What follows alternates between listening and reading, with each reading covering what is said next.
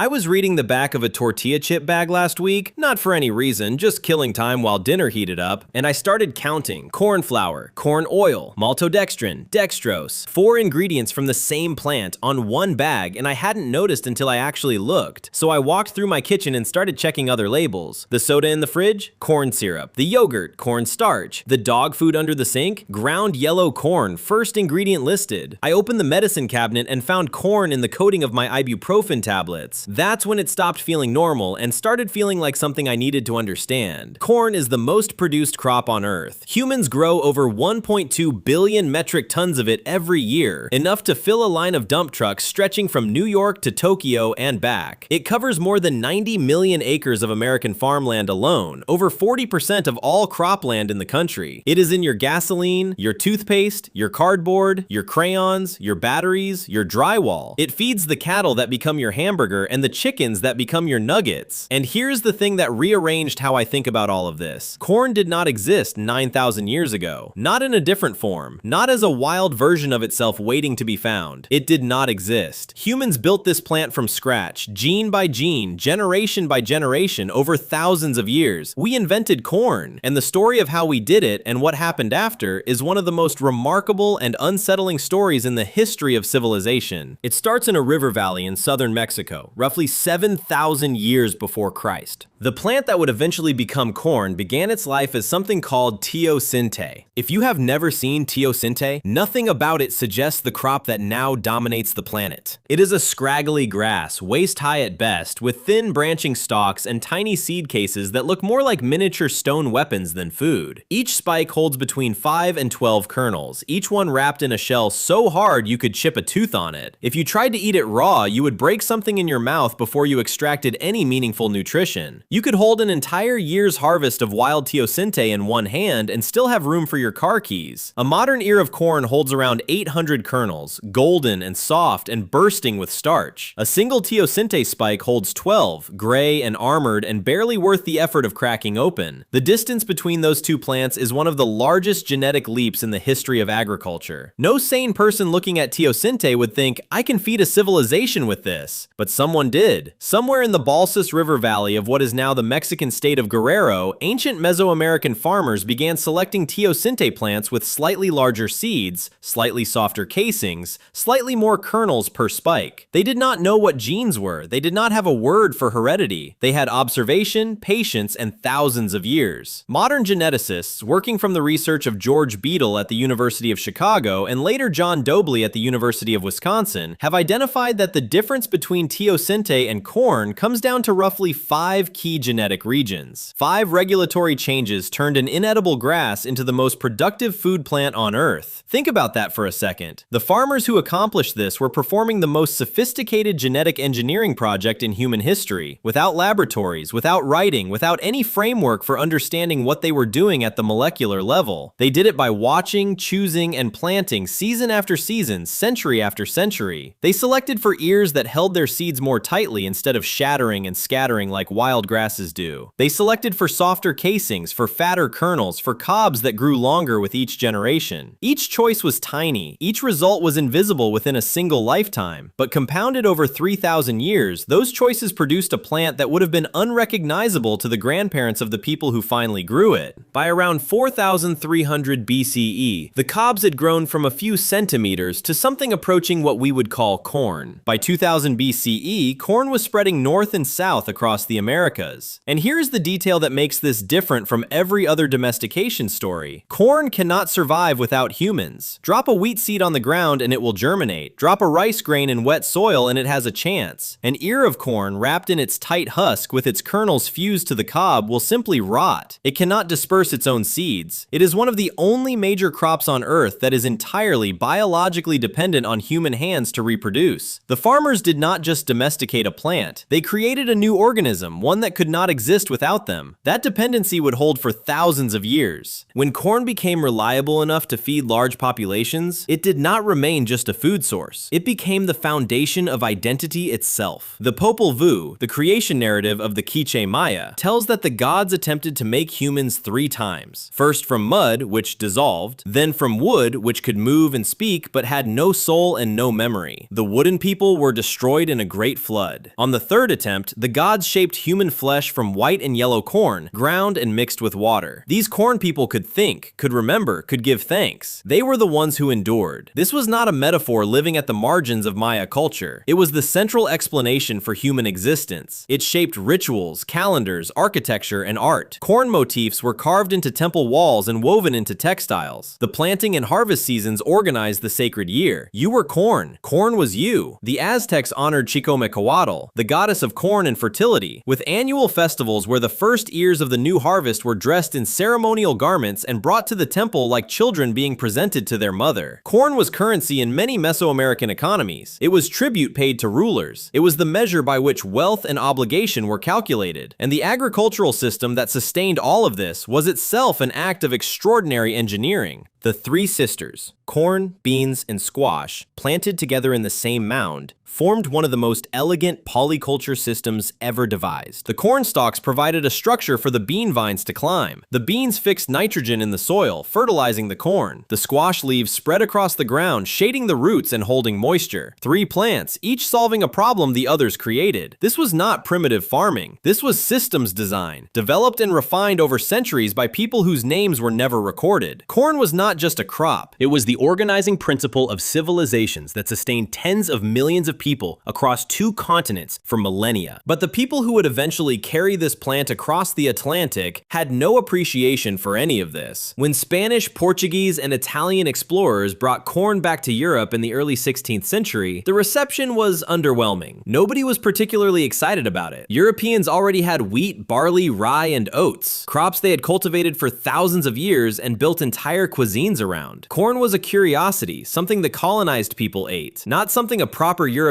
diet required. But corn had one quality that was impossible to ignore. It yielded more calories per acre than any European grain. The math was irresistible. Within decades, corn spread through southern Europe, then through the Ottoman Empire, then into Africa and Asia through colonial trade routes. Peasant farmers in northern Italy, in Romania, in Egypt began growing corn because it was cheap and abundant, and their landlords demanded maximum caloric output from every acre. And then people started dying. It appeared first in Spain in the early 1700s, a disease that began with skin lesions, particularly on parts of the body exposed to sunlight, then diarrhea, then confusion, then dementia. Doctors called it pellagra, from the Italian pelle agra, rough skin. By the 19th century, pellagra was killing tens of thousands of people across southern Europe and would later devastate the American South. For over 200 years, no one in Europe could figure out what was causing it. They blamed bad air. They blamed poverty itself, as though being poor were a biological contaminant. They blamed the corn, correctly, but for the wrong reasons, assuming the grain carried some kind of toxin rather than that it was missing something essential. In the American South, where pellagra ravaged poor communities well into the 20th century, a physician named Joseph Goldberger proved in 1915 that the disease was nutritional, not infectious. He was largely ignored for years. Here's the part that nobody talks about. Indigenous Mesoamerican peoples had solved this problem thousands of years earlier. The process is called nixtamalization, soaking corn in an alkaline solution, typically water mixed with lime or wood ash, before grinding it. This process releases niacin, a B vitamin locked inside the corn kernel, making it available for human digestion. Without nixtamalization, a diet built heavily around corn leads to niacin deficiency. Niacin deficiency is pellagra. The Maya, the Aztec, and dozens of other indigenous civilizations knew this. They had been doing it for centuries. But the Europeans who took the corn did not take the knowledge. They looked at nixtamalization, saw an unfamiliar process performed by people they considered inferior, and skipped it. Thousands of people died because the colonizers who carried corn across the ocean refused to learn from the people who invented it. And with that, the balance shifted again. Corn was no longer simply a gift passed between cultures. It was a commodity being stripped from its context. And the consequences of that stripping were measured in human lives. The final transformation began not in a field but at a competition. At the 1893 World's Columbian Exposition in Chicago, agricultural exhibitors gathered to showcase the best corn varieties in America. The winner of the competition was a variety called Reed's Yellow Dent, a smooth, uniform, deep yellow kernel that stored well and grew predictably. This decision seemed small at the time. It was not. Reed's Yellow Dent became the genetic template for nearly all commercial corn production in the United States. The diversity that indigenous farmers had cultivated for millennia, thousands of varieties adapted adapted to specific soils, climates, altitudes, and uses, began to narrow into a single industrial standard. Then the wars accelerated everything. After World War II, the factories that had produced ammonium nitrate for explosives were converted to produce ammonium nitrate fertilizer. The machinery that had built tanks was retooled to build mechanized harvesters. American corn yields, which had held roughly steady for decades, began climbing at a pace that had no historical precedent. In 1940, the average acre of American farmland produced about 30 bushels of corn. By the 1970s, that number had more than tripled, and then came the policy. In 1972, Richard Nixon's Secretary of Agriculture, Earl Butz, dismantled the New Deal production controls that had limited how much corn American farmers could grow. The old system paid farmers to leave land fallow, keeping prices stable. Butz told them to plant fence row to fence row and get big or get out. Corn production exploded, prices dropped, and the American food industry, suddenly flooded with corn cheaper than it had ever been, found ways to put it in everything. High fructose corn syrup replaced cane sugar in soft drinks in the early 1980s because it was cheaper to produce. Corn-fed beef replaced grass-fed beef because the economics demanded it. Ethanol mandates turned corn into fuel. Cornstarch became the base for biodegradable plastics. Corn derivatives entered pharmaceuticals, cosmetics, adhesives, textiles. Today, of the roughly 45,000 items in an average American supermarket, more than a quarter contain corn in some form. A single bushel of corn can be broken down into 33 pounds of sweetener, or 2.8 gallons of ethanol, or 31.5 pounds of starch, or 20 pounds of carbon dioxide used to carbonate soft drinks. The crop that indigenous farmers once dressed in ceremonial garments and presented to the temple had become an industrial feedstock with more applications than petroleum. And this is the part I keep thinking about. The high fructose corn syrup in the soda I drank yesterday exists because of a policy decision made in 1972 to remove production limits and flood the market with cheap grain. That decision was designed to benefit large-scale agribusiness. The public health consequences that followed took decades to become visible. I am not saying this to moralize. I am saying it because the distance between what cheap corn costs at the register and what it costs in ecological and health outcomes is the entire story. So what is actually happening here? Why does a plant that was sacred to the people who created it end up as an anonymous industrial input hiding under 7 different names on a chip bag? The pattern is a dependency loop. We need corn, so we optimize for corn. The more we optimize, the more systems we build that depend on corn. The more systems depend on corn, the harder it becomes to stop optimizing. Eventually, the thing we created to serve us has restructured our agriculture, our economy, our diet, our energy policy, and our land use around its own perpetuation. This is the same pattern you see in fossil fuels, in social media algorithms, in any system where short-term optimization creates long-term lock-in. We build a tool, the tool works, we build more infrastructure around the tool, and then one day we realize the infrastructure cannot function without the tool, and the tool cannot be replaced without dismantling the infrastructure. The Mesoamerican farmers who spent 3,000 years turning teosinte into corn created a dependency that was biological. The plant could not live without them. The 20th century policymakers who turned corn into an industrial commodity created a dependency that was structural. The economy could not function without the plant. The dependency flipped. And the thing that makes this pattern so durable is that no single actor chose it. No one sat in a room and decided that corn should colonize the American diet. Farmers responded to policy incentives. Food manufacturers responded to ingredient prices. Consumers responded to shelf prices. Each decision was rational in isolation. The system that emerged from those decisions was something none of them intended, and none of them can easily reverse. That tortilla chip bag is still on my counter. I looked at it again this morning, at those 4 corn-derived ingredients, and I thought about the nameless farmer in the Balsas River Valley who looked at a scraggly grass with a dozen rock-hard seeds and saw something no one else could see. That farmer made the most consequential creative decision in the history of agriculture. 9,000 years later, the plant that decision produced covers more of the Earth's surface than any other crop, feeds more livestock than any other grain, and sweetens more processed food than cane sugar ever did. And the world that decision built is the one sitting in my kitchen right now, disguised as a $2 bag of chips. We invented corn. The question worth sitting with is whether corn has now invented us. If that gave you something to think about, I go deep on one of these stories every week. I will see you in the next one.